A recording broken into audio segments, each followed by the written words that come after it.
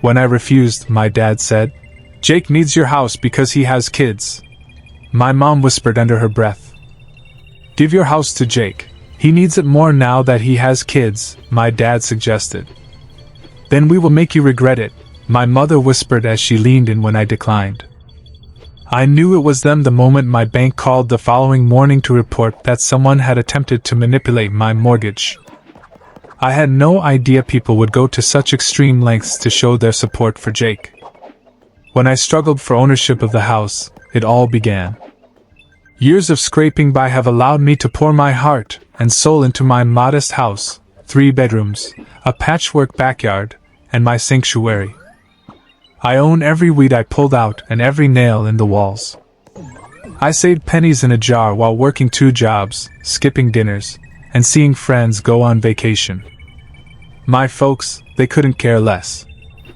"Houses are a bother," my dad said when I signed the paperwork 3 years ago, and my mom wanted to know whether I would paint the extra room for when they came to visit. That was it. There was no pride, no assistance, just apathy. I was not anticipating much. They had always been more attached to Jake, the perfect son. Last week, though, they did something I didn't expect. We were seated at their dinner table, where the only sound was the sound of silverware being set down. "Jake needs your house more now that he has kids," Dad added as he leaned back and wiped his mouth. "Transfer it." As I dangled my fork over the mashed potatoes, they froze. As I waited for the punchline, I blinked. While Jake grinned across the table, Laura nodded as if it were the most natural thing that could happen. The home I created for them, the one I started with nothing? No. With my voice quivering and my heart racing, I spoke. "That's really unreasonable." Like I would refuse to pass the salt, Dad shrugged. "Oh, Mom?" Her aroma was strong, and her predatory eyes gleamed as she drew near. "Then we will make you regret it," she murmured so softly that no one could hear but me. Her lips twisted into a cold, calculated smile. In a fog I drove home, her words echoing in my mind. "Does it? In what way was that meaningful?" That night, I made sure the windows were shut and the doors were securely locked, but I still couldn't get any sleep. My stomach turned at the thought of what they might do and how far they might go. Anger simmered as well, fiery and sharp. Fear, as solid as a stone, sank into my gut as I realized they had never considered me as more than a means to a goal, as their son. I had a feeling they were partial to Jake, his schools, automobiles, and even his mistakes were always made right. Is this all? Over some pot roast, they declared war. They sought to remove my refuge, my tranquility. Let them not in my name. My phone was ringing on the nightstand the morning following that supper. The weight of my mother's threat lingered in my heart, but I dismissed the call as spam. Yes, it wasn't. A lady from my bank spoke on the other line in a very professional and abrupt manner. She explained that there was activity on your mortgage account that needed to be verified. A request has been made to transfer ownership, but the necessary paperwork is missing. A knot formed in my gut. With the blankets entangled around my legs, I bolted upright. Asking what? I failed to submit any data. After a brief interval, she said more softly. A person did. Are you able to enter? Within 10 minutes, my heart was thumping, and I was out the door. The air felt heavy and stifling at the riverside. The manager moved a stack of documents across the desk. Specifics of my mortgage, my home, and my identity. However, the mark? I didn't own it. Both the loops and the slant were very acute. It had been staged. The process of going through the forms made my hands tremble. It was the kicker that was concealed in the fine print.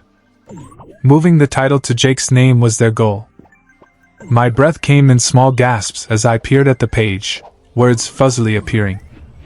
No, yesterday night they weren't joking. I could already feel their hands turning against me. I couldn't stand going home just yet, so I contacted my mom and went directly to a coffee shop. Anger was rising up as my fingers clumsily navigated the phone. Her voice was syrupy and sweet as she picked up on the third ring. "Good morning. Rest easy. I was very efficient. You falsified my signature and attempted to take my residence." Then a gentle laugh, as if I had told a charming joke. "Oh, you're being over the top," she remarked. "If you think you know what family is, you're just too egotistical. This is Jake's need." I clenched the phone so tightly that my knuckles became white. Is he being selfish? That was my place of employment. You did absolutely nothing. A heavy sigh escaped her lips. Feeling impatient. What's best for us is simply doing this. My voice was muted before I could yell. Go back to your house. In the living room, I paced, looking back at me from the walls I had painted. The sting of betrayal dug deep. Now this was more than just showing preference. They had falsified official paperwork. I was surprised they crossed the lines. Even my own parents thought I was unimportant. A support system for their biological son, Jake. Anger grew fiercer as I walked.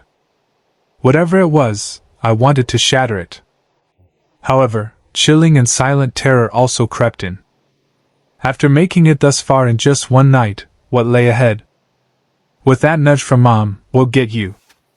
It was a vow I couldn't break, and I regretted it. The echo was louder now.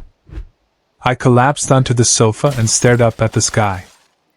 I couldn't help but think about Jake's smug expression during dinner. Were they aware of his knowing? Has his approval been obtained? The new motorcycles were always his second chance when he was a kid. While I reattached my shoes with duct tape, I had come to terms with it and navigated my life accordingly. However, this was unique. This was where I put my heart, soul, and strength. Furthermore, they believed they could grab it when it was. Not a bit. A knot formed in my chest. Angry and something more pointed. Perhaps hurt. I would never have satisfied them. And now it had been proven. I went online and looked for a lawyer. Keys skittering across the keyboard. Stop wishing they'd back down and start waiting. A confrontation would ensue if they so desired. I came upon some person downtown. Got some critical feedback, had a no-nonsense attitude, and scheduled a meeting for tomorrow.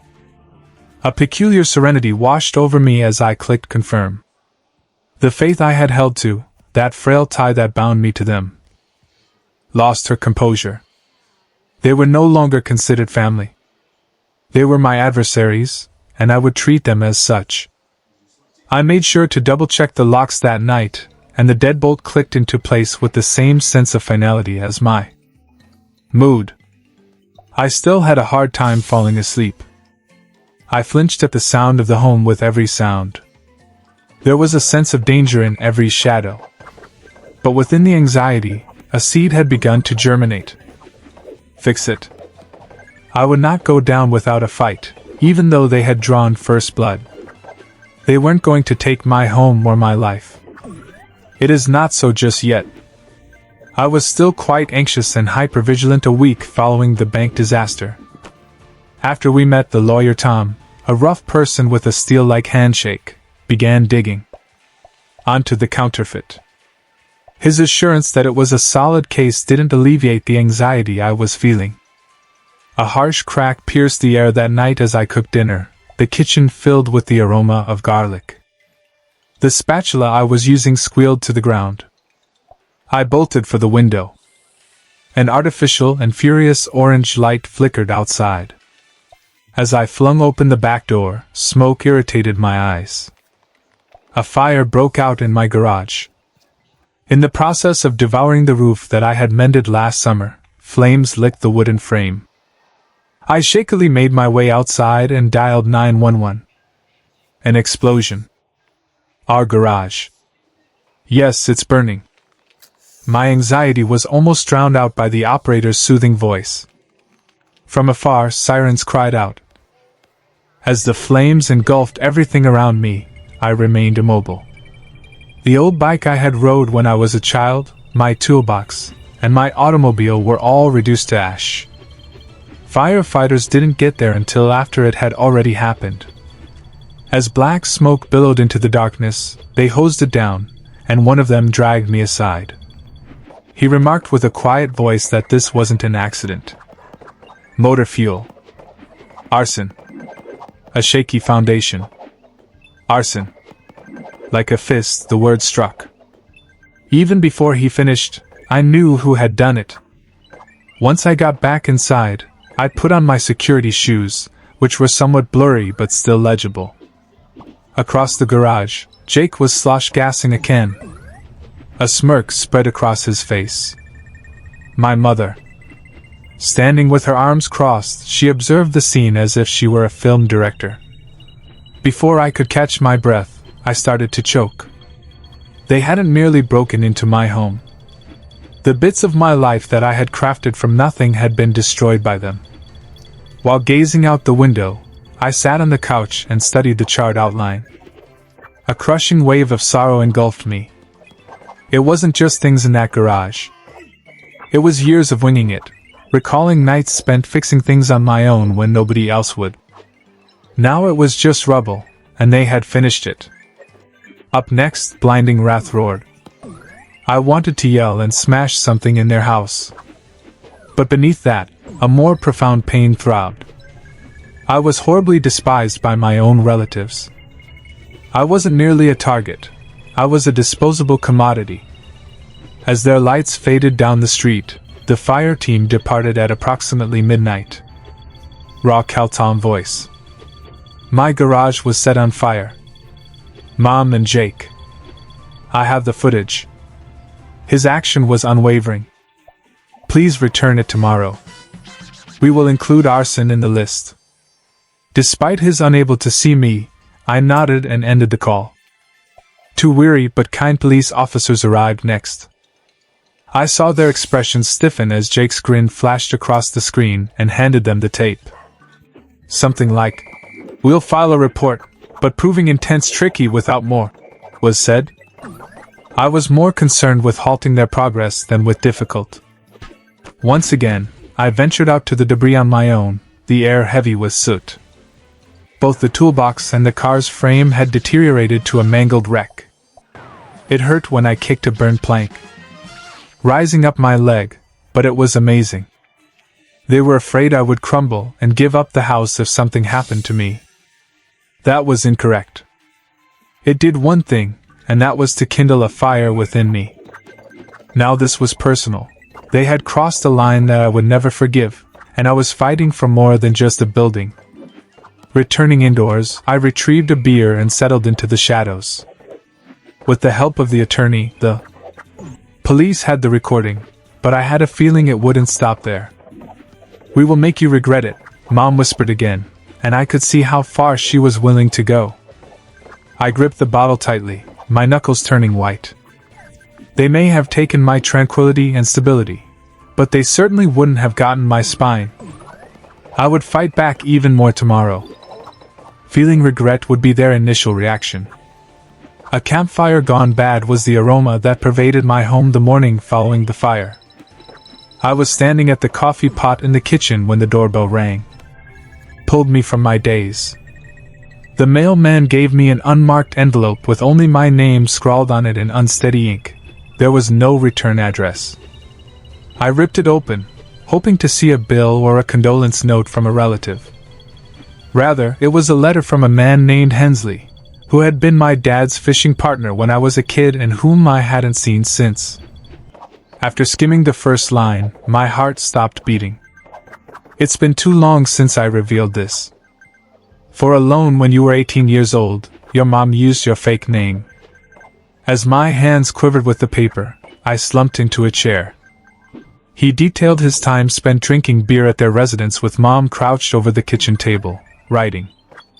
While giggling that I would never notice, she boasted that she had used my signature to withdraw $10,000 to cover Jake's college expenses. She ignored Hensley's pleading and continued waving him away.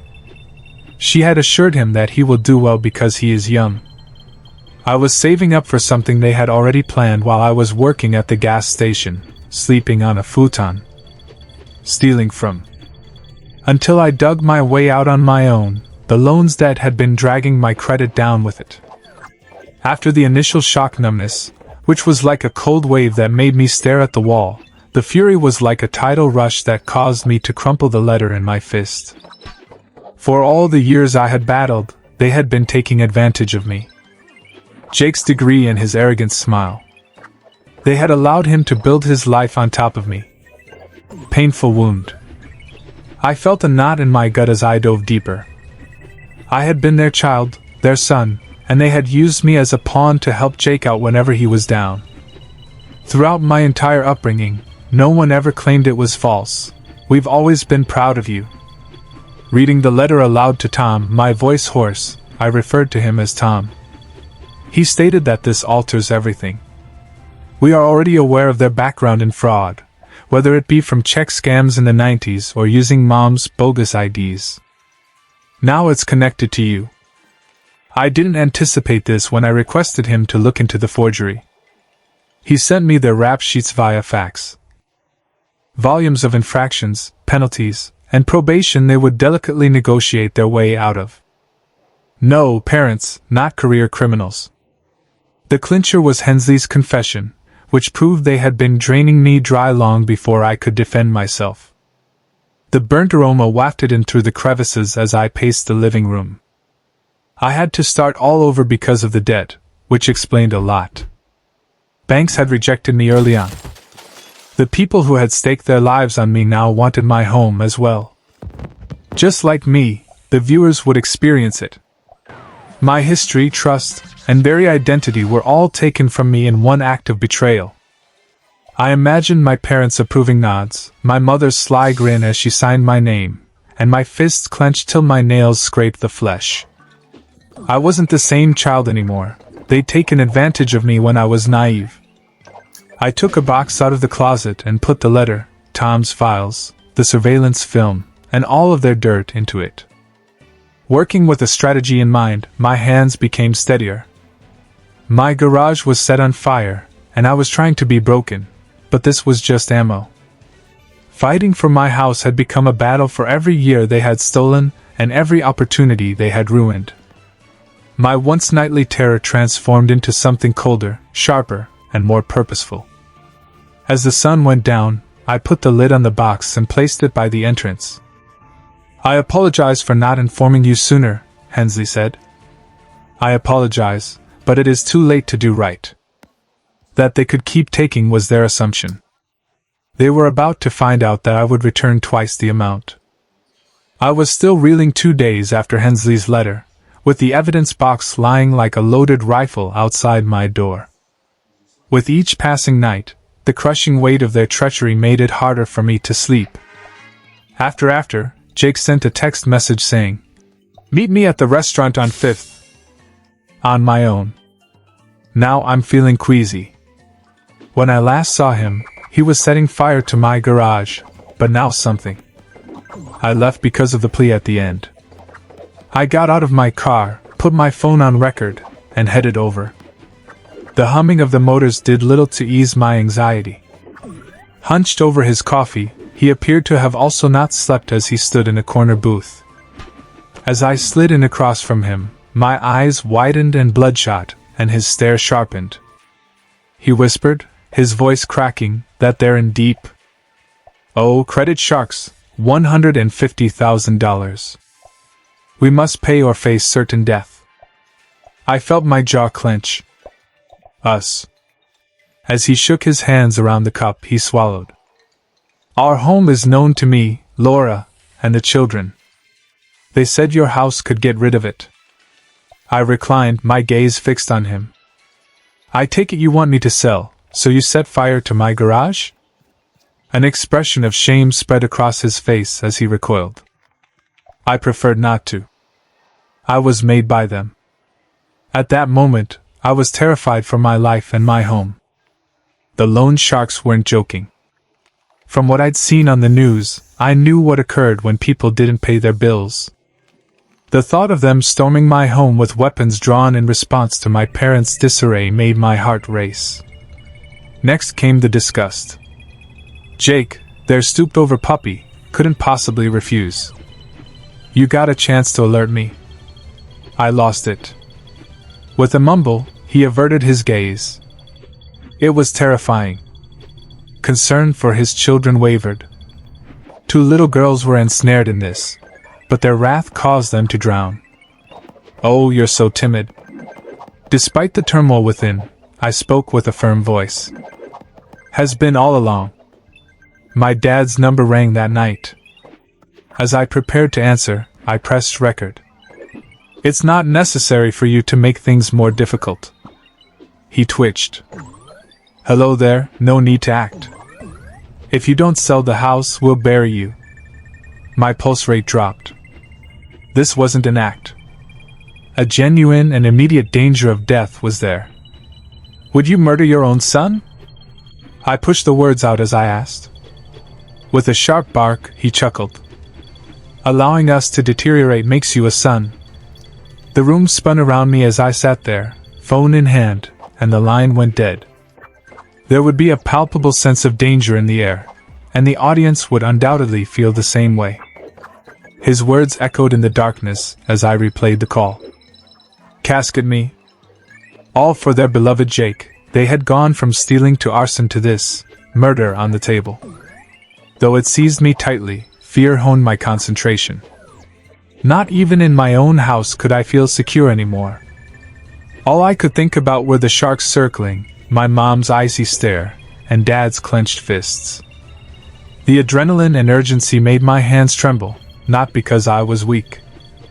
I wasn't the only one sliding off the cliff. They had pushed me to it. I dropped the box off at Tom's desk the following morning, and we met at his office. I played him the tape and saw the furrows form on his face. According to his notes, that's a criminal threat. As for the fraud and arson, we have them in our possession. Despite my nod, my thoughts were speeding past the prison. The incarceration of solitary sharks would not be effective. Just delaying them would do. Could this work? I tapped the phone and asked. Make them retreat. Frowning, Tom eventually shrugged. Daring yet doable. Leverage is essential, as it is something they cannot overlook. A shaky, risky strategy was taking shape in my head as I departed from his office. My weapon was the evidence. The following: forgery, arson, the letter from Hensley, and the voice of my father threatening my murder. Even if I went to the police and watched them handcuff my parents, it wouldn't help the sharks. On the other hand, I could play dumb and make them flinch first. My heart raced with a combination of fear and determination. The stakes were now bloody as they had turned it into a battle. Yeah, I'd play their game, just a little bit smarter. When I got home, I double-checked all the windows and locked every door. I wasn't hiding. I was strategizing, and the house seemed besieged. Jake's anxiety, his father's danger. The keys to their demise were entrusted to me by them. I only needed to determine the best way to flip them. My battle, my home, and my life. Standing outside their house the following day with my phone recording in my pocket and the package of evidence under my arm, I made sure they would regret waking up next to me. "We will bury you," was Dad's threat. I channeled that energy into something productive. I was ready to go when Tom had gotten them talking and sealed the deal. I drew a deep breath in the frigid November air and tapped my foot. With her trademark sugary smile, Mom opened the door. "Can you, my darling, open your eyes?" I strode past her and entered the living room, where Jake fumbled on the couch, trying to avoid my gaze, and Dad slouched on the recliner. The thump reverberated when I plopped the box onto the coffee table. With my voice unwavering despite the rush of adrenaline, I declared that we had finished playing. Your threat to murder me, the arson tape, Hensley's letter, and your forgeries are all in my possession. After a few moments, Mom's smile returned. She indicated by crossing her arms that you are bluffing. My dad's voice echoed across the room as I retrieved my phone and pressed play. If you don't sell the house, we'll bury you. He remained motionless, albeit his cheeks fluttered. Jake buried his face in his palms. As I leaned forward, I announced the deal. If you don't give me full ownership of your house with no strings attached, I'll call the police. Theft, arson, and threats.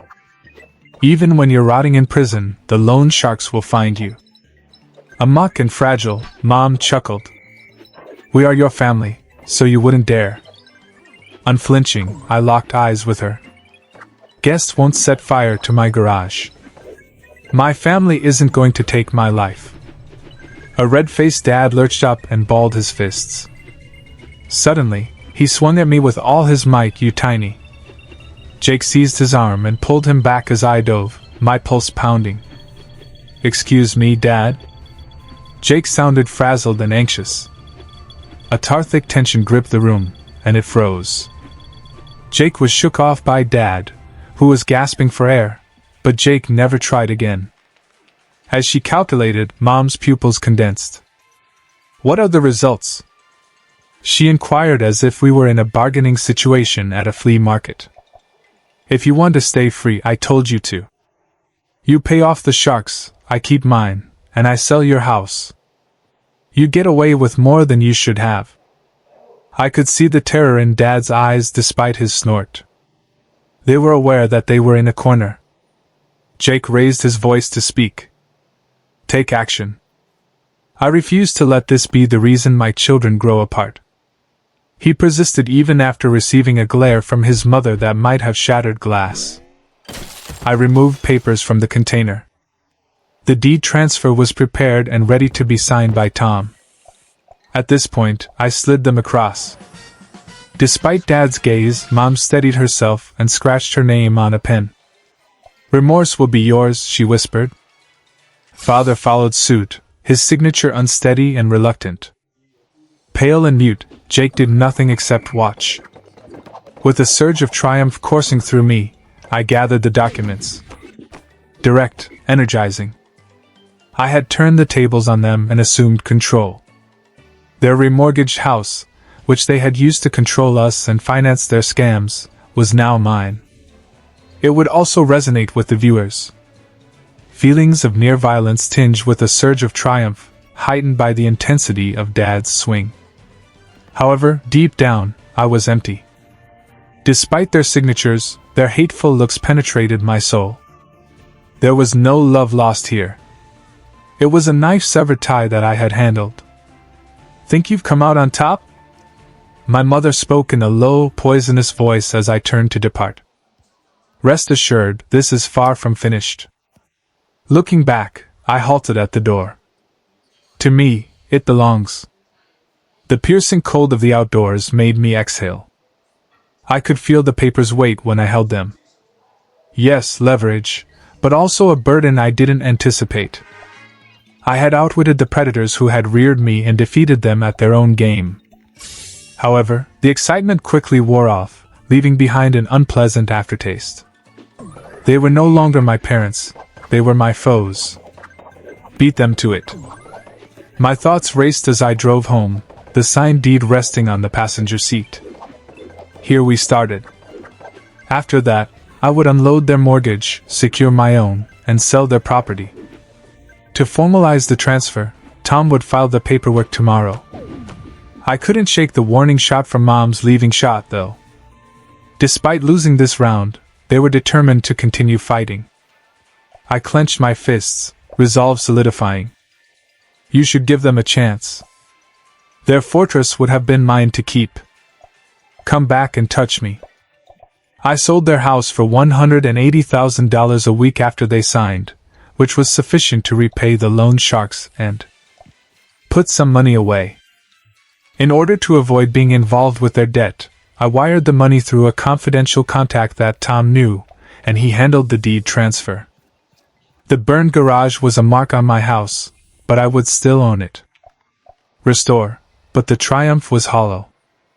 Their home and leverage were gone, but I couldn't get Mom's last hiss out of my head. No, this is far from over. Redone it. I burned Dad's threat, the arson tape, and Hensley's letter. Internet profile, anonymous, but widely shared. People were talking about them, breaking up with old acquaintances, and their names were trending by morning. They were plagued by obligations that I had failed to repay, humiliated and impoverished. Jake sounded a distressing cry. It was you who destroyed our relationship. Leaving with the kids, Laura departed. No more words, I hung up. I would have lit the match when the world saw them for what they were, frauds, arsonists, monsters. Happiness scorched. Initially brilliant. They sought to bury me, but I laid them to rest instead. However, the temperature decreased rapidly. Regret seeped in. Had I crossed the line? The crowd could react with laughter, cringe. Disagreed on whether retribution was fair or a reflection of their brutality. How much would it cost me if I won? Nobody called or texted me. My phone remained dead silent. No one else, only me in a home that seemed unearthly. In hindsight, I can see that this disaster is carved with lessons. We must first understand that family is not defined by blood. They betrayed my trust long before I betrayed theirs. It's all about trust. Loving someone who doesn't love you back is okay, but you shouldn't allow it to consume your spirit. Secondly, sticking up for yourself is the correct thing to do, but getting even can be devastating. I stood firm, maintained my home, and am now even more destitute. I did not win the fight, hate did. Finally, the truth is bidirectional.